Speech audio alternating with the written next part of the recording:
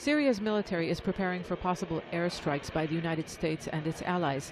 It has been hiding aircraft, moving its assets, and evacuating potential targets, including the Ministry of Defense and Army headquarters in Damascus. Western nations are promising a response following the suspected chemical weapons attack in the city of Douma. Syrians living in rebel areas welcome any attempt to punish and weaken the Syrian government, but many in the opposition believe nothing will change. They already emptied all the military airports before an attack. This shows that all sides are conspiring against the Syrian people. We are hearing about a possible U.S. strike. We don't believe anything. The last time they hit, nothing happened. They even gave the regime advance notice to remove the planes. If they hit again, it will be limited.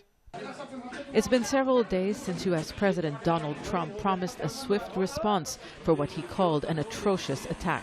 Last year, his administration carried out a one-off strike against Syria over the use of chemical weapons. Now, the possibilities involve something more forceful, but the presence of Iranian and Russian troops complicates the choice of targets. There is a real risk of direct confrontation with the Russian military. Negotiations on the issue continue between the United States and Russian Federation, and I think on all levels, military, political, and governmental level. I can have a conclusion that Russia and America found themselves in the real deadlock. They are facing a dangerous period to begin a war, clash. The so-called deconfliction hotline that the U.S. and Russian militaries use in Syria to prevent a direct clash is being used. The Kremlin, however, is not saying what is being discussed.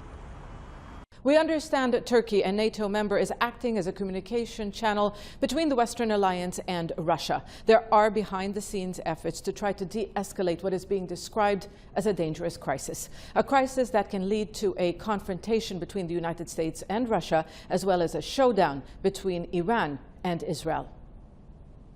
Just days after Syria, Russia and Iran accused Israel of attacking an airbase in the Syrian province of Homs, Iran's top advisor to the supreme leader, Ali Akbar Velayati, traveled to Damascus. Velayati threatened to expel what he said were occupying U.S. troops in northeast Syria, saying the area east of the Euphrates will be liberated. Iran lost 7 of its military personnel in Monday's strike. Not only did it promise a response, its leadership promised to stand by Syria if it's attacked. It will be a limited strike. It will be against military installations, airfields, and all of this, and things that can be repaired fairly quickly. I think the American leadership will insist, and the European partners, or their European partners, will insist that deterrence has to be re-established. And that means that the Syrian regime has to pay a price for that.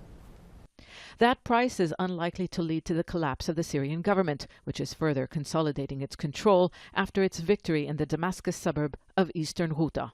France has said if a decision is taken to launch a strike, the government's chemical capabilities will be targeted and not Russian and Iranian assets.